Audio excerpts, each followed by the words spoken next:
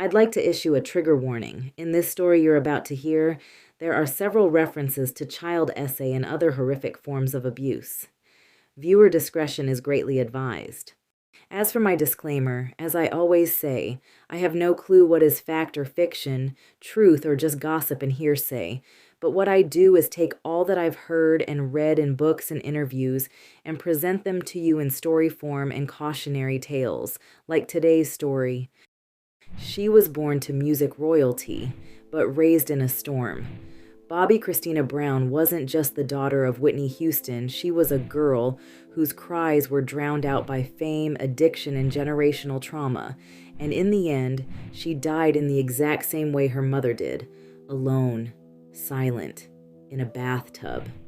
Before she was even born, Bobbi Kristina was a miracle Whitney Houston begged for. Struggling to conceive, Whitney was elated when she finally became pregnant. She had already suffered several devastating miscarriages, including one while filming The Bodyguard. But when Bobbi Kristina finally arrived in 1993, she should have been a turning point for Whitney Houston and her husband, Bobby Brown. She should have been a light, a fresh start. But instead, chaos was already waiting in the nursery. They named her Bobbi Kristina, and they brought her home to a battlefield. The house wasn't in order, the drugs were already in play. The marriage to Bobby Brown was already a powder keg. And yet, when the baby came, there would be no exception to how she was treated or the horrible things she'd eventually see.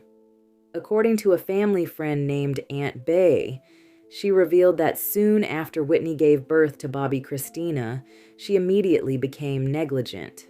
Aunt Bay recalled in the 2018 documentary, Whitney, that Whitney handed her the newborn and walked away.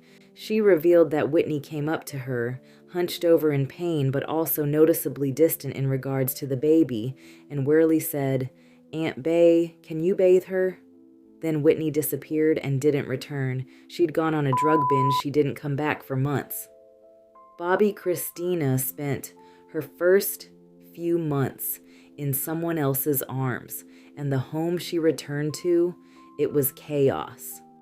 Bobbi and Whitney's relationship was a war zone. The public as well as the media was already perplexed by the seemingly mismatched couple and became overly obsessed with the newlyweds, with everyone believing that Whitney, the pop princess, was too good for the rugged, out of control Bobby Brown. This put a huge strain on the couple. After the mega success of The Bodyguard, Whitney was propelled from being a highly successful pop act to a major god-tier celebrity. And this dynamic turned Bobby Brown, who was successful in his own right, into now being Mr. Whitney Houston. This emasculating image of him caused him to lash out at not only the public but his wife too. He'd become reckless, and his career was declining, causing major jealousy issues. By now, their marriage was filled with infidelity, and Bobbi even had an outside baby on Whitney. Bobbi accused Whitney of having side dudes of her own, including the rapper Tupac Shakur. But because Whitney was so head over heels in love with Bobbi and wanted to prove the world wrong about their relationship, they often staged a united front in public. But behind closed doors, war was the Houston Brown home. Due to Whitney being in high demand, because of the success of The Bodyguard, she would be on a 2-year-long world tour. Not trusting Bobbi to behave himself or to stay out of other women, she brought him along to tour with her. She was so busy chasing after this man that she oftentimes left Bobbi Kristina in the hands of other people, only bringing her to Hollywood award shows or some public performances. But what happens when you don't keep up with your child and who's taking care of them? Well, sometimes, in this evil world, harm. According to some people online, who claim to be in the know about the Houstons, while Whitney was away, Bobbi Kristina was enduring things that no child should ever have to endure, and it was at the hands of an adult family member. At the age of 10, Bobbi Kristina allegedly contracted an STD at the hands of this person. As disturbing as that is, the troubling part is that Whitney supposedly knew about this taking place, and yet she nor anyone else did anything about it. Also troubling is that this all happened for years, and yet again, no one did anything to stop it. But if this is in fact true, then the way Bobbi Kristina's family reacted to it isn't surprising. It seemed that generational trauma like this ran in the family. After all, Bobbi Kristina's uncle, as well as her own mother, suffered the same fate. In the Whitney documentary, her half-brother Gary revealed that both he and Whitney were sexually abused as children by their cousin, D.D. Warwick. The abuse allegedly happened while their mother, Sissy Houston, was away touring, leaving the children in the care of family. The trauma was buried.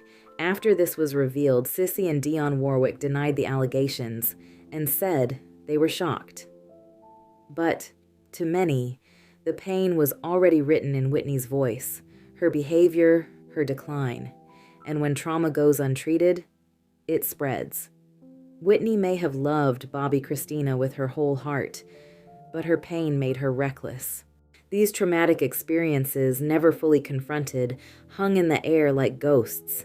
Whitney carried that pain in silence, and her daughter would grow up haunted by the same unspoken shadows. And of course, the chaotic life that was Bobbi Kristina's and her family was always happening as the cameras were rolling. The paparazzi were always around, filming every single good and extremely bad things her parents did or went through, and they were relentless, just like the public would be towards Bobbi K. Before there was a Blue Ivy, there was Bobbi Kristina, and by that I mean her mistreatment by the public. Because Whitney Houston was heralded as such a beautiful woman, everyone expected whatever offspring she brought into the world to be just as equally stunning. But in their eyes, this wasn't the case. Bobbi Kristina was mocked endlessly. The world tore her apart, from her looks to her voice to her presence, just like they did to Blue Ivy years later. Only Bobbi Kristina didn't have Beyoncé-level protection, believing that she looked way too much like her father, Bobby Brown. She was dragged through the media for her looks.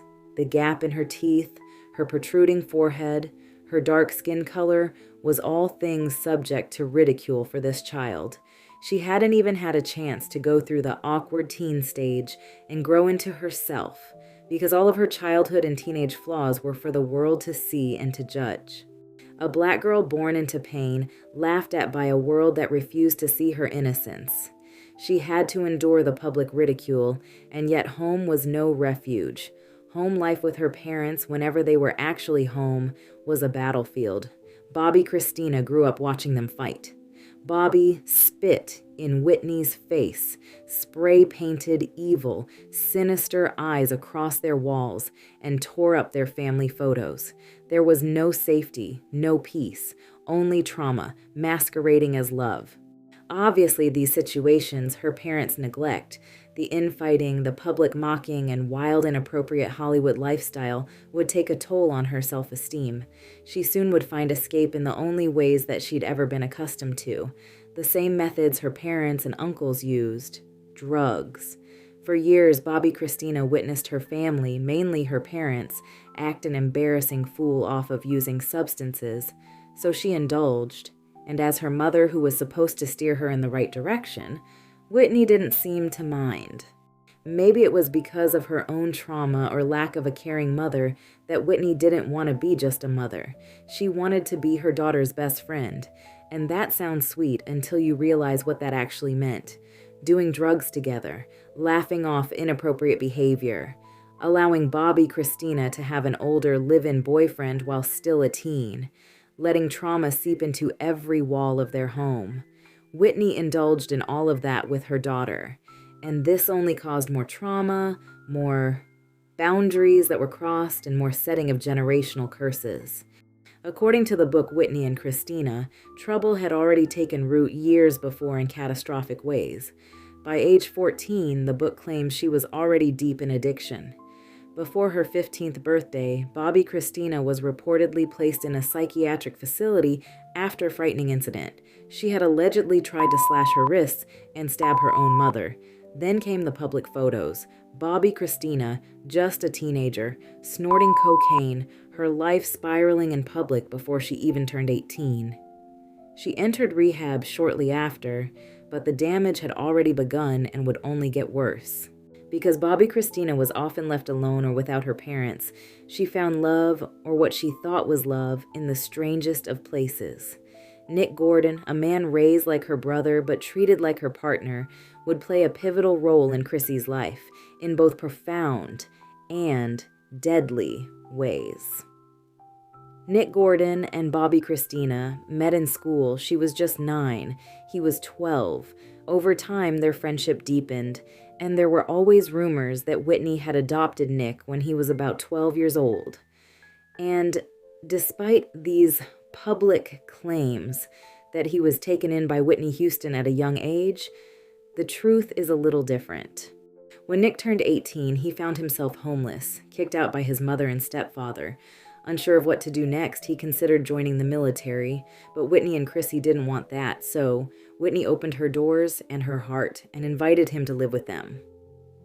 Nick said Whitney told him, "You'll never have to work, just look after Chrissy." She trusted him. She loved him. She once told people that her mother believed the two would end up together, and she hoped they would.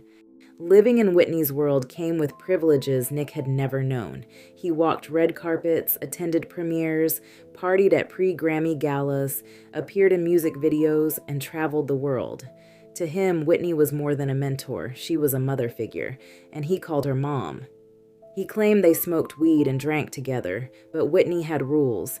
She wouldn't tolerate harder drugs. For a good while, the three of them seemed to live a peaceful life together. By now, Whitney and Bobbi had been divorced, and Whitney was in the process of fixing her shattered career. She was making progress, having had a hit single in years called "I Look to You." She'd won a role in the movie Sparkle, and she reportedly signed a $100 million contract with Clive Davis. While Clive was on a mission to bring Whitney Houston back, things would fall apart quickly. In 2012, the Grammy Awards weekend, several weird, disturbing, and devastating things occurred with Whitney Houston and Bobbi Kristina. Whitney, who'd seemed to be sober for a while, had relapsed heavily this weekend. She was seen around the Hollywood Hilton Hotel disheveled and seemingly inebriated. While Clive Davis, Brandy, and Monica were conducting an interview, Whitney and Bobbi Kristina barged in to interrupt them. Whitney was soaked from head to toe and was speaking a mile a minute.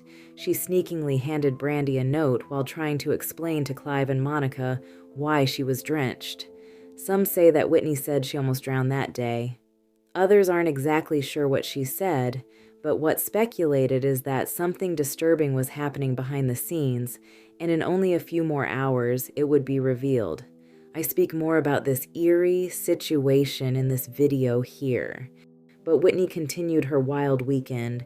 She partied at nightclubs with her boyfriend at the time, Ray J, obviously high or drunk off of something.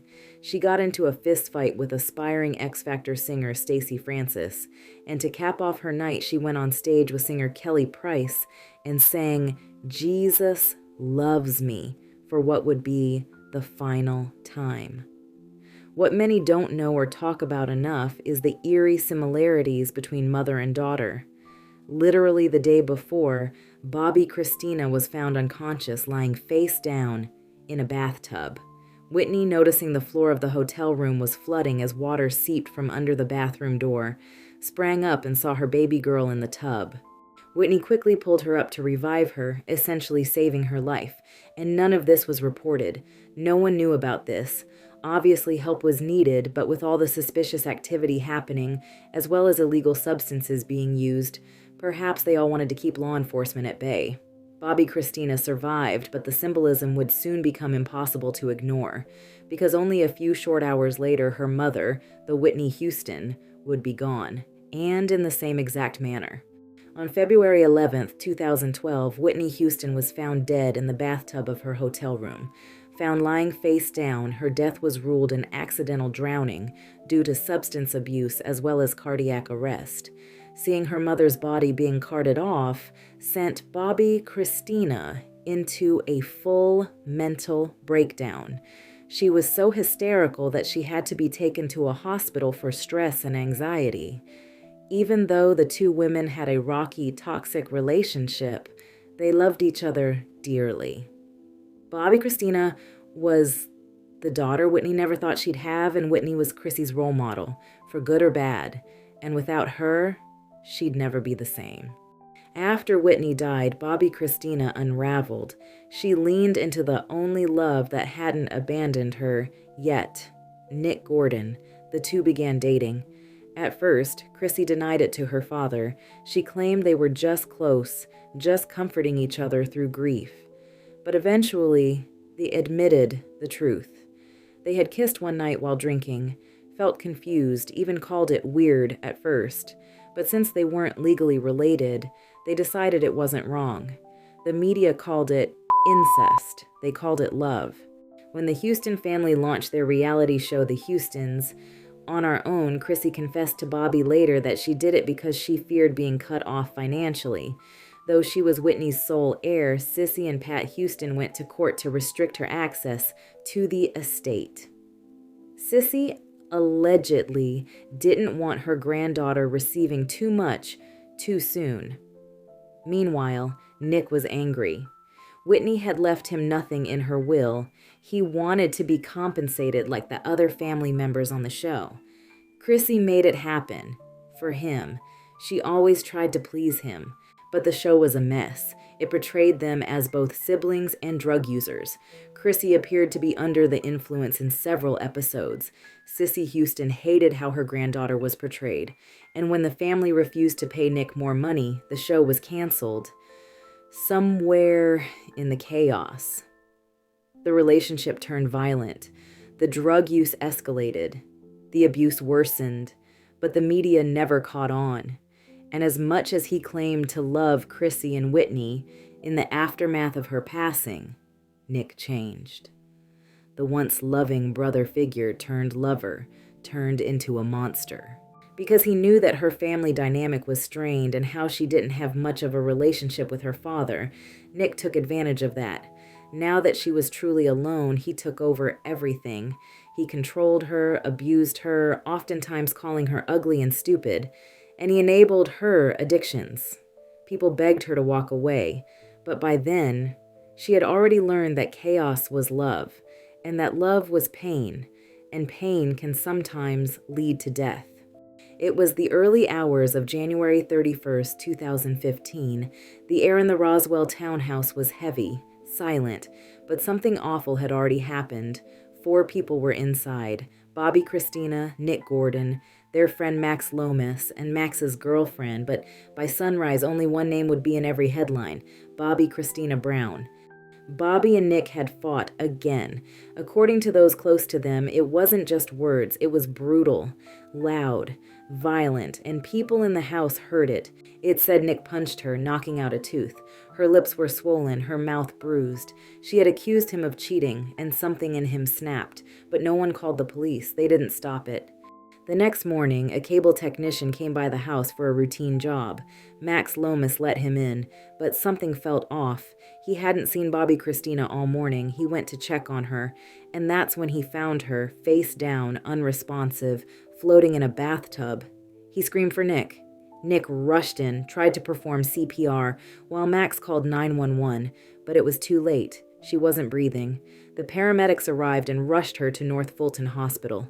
They placed her into a medically induced coma. She never woke up. Or so they say, but the question lingered. What really happened in that house? In the weeks that followed, everything began to unravel. A civil lawsuit claimed Nick gave her a toxic cocktail and then put her in the tub. Her tooth had been knocked out. Her mouth was swollen. Her body bruised. There were witnesses, but no arrests, just silence. And only 6 months after Bobbi Kristina was first discovered unresponsive, she passed away on July 26, 2016. She was only 22 years old, the exact same age Whitney was when she started rising, is when Bobbi Kristina's life ended. And as sad as her passing was, although many weren't exactly surprised, some were suspicious. Mainly Bobbi Brown's sister, Leola Brown. She believed there was foul play at hand. According to Leola, after her body was found, Bobbi Kristina lingered in a coma for months. Leola claims that at first, reports said she was showing signs of recovery, that nurses said she was making progress, but then came a visit from Pat Houston, Whitney's sister-in-law, and the executor of her estate. According to Leola, Bobbi Kristina took a sudden turn for the worse after Pat's visit. Leola publicly accused Pat of pulling the plug too soon to gain access to Bobbi Kristina's inheritance. She also claimed Pat never liked Bobbi Kristina or Whitney and had her own motives all along. To hear what Leola said about Pat and her suspicions, again, watch this video. The Browns didn't seem to know what was going on. Some say the Houstons did. Then, 6 months before she died, Chrissy was found face down in a bathtub the first time. She survived. But the signs were all there. Was she planning to leave Nick? Bobbi Brown said their relationship was healing. She was finally open to connecting with his wife and their children. She was planning to fly to LA 2 days after she was found. It was her father's birthday, and she wanted to be with family. She'd even begun dreaming again, acting, music, moving to LA permanently. If she left, Nick would lose access to everything. No more fame, no more money, and she may have finally exposed the abuse. Or maybe they fought. He lashed out and either placed her in the tub to cover it up or left her alone in a drugged haze and she climbed in herself. No one truly knew or didn't want to truly say. But what was true is that Bobbi Kristina was gone. In the aftermath of Bobbi Kristina's death, all eyes were on Nick Gordon. Nick denied it all, but the court didn't believe him. He was found legally responsible for her death. Nick Gordon was held responsible in civil court for her wrongful death. And even though she had bruises, missing teeth, injuries that didn't match a simple accident, criminal charges, never came. The people who failed her kept failing her. Nick was ordered to pay over $36 million, but he'd never do that because on January 1st, 2020, Nick Gordon was found dead of a heroin overdose. He was only 30 years old. We may never know what truly happened to Bobbi Kristina. But what's clear is this. Before her untimely demise, she was beginning to see a way out. Her friends encouraged her to leave. She'd started video chatting with Bobby regularly. She told him how she felt. When he called to say his wife was pregnant with their first daughter, Chrissy was happy, then quiet. She asked, "You promise she won't replace me?" Bobby was stunned. "You'll never be replaced," he told her. But Chrissy had already felt replaced. When Bobby remarried, she felt abandoned. First her mom, then her dad. That's why she clung to Nick. She wanted love to last. She wanted her own family. She dreamed of being a wife, a mother. They had an unofficial ceremony. Nick claimed she had been pregnant twice but miscarried, just like Whitney had. She never wanted a divorce. She once said it was her parents' divorce that broke her. She wasn't just fighting for love, she was fighting to feel whole, and that's why she stayed. She was afraid of what Nick might reveal. Past boyfriends had betrayed her before. If she left, he could have run to the media, told everything, told lies. Either way, she was trapped.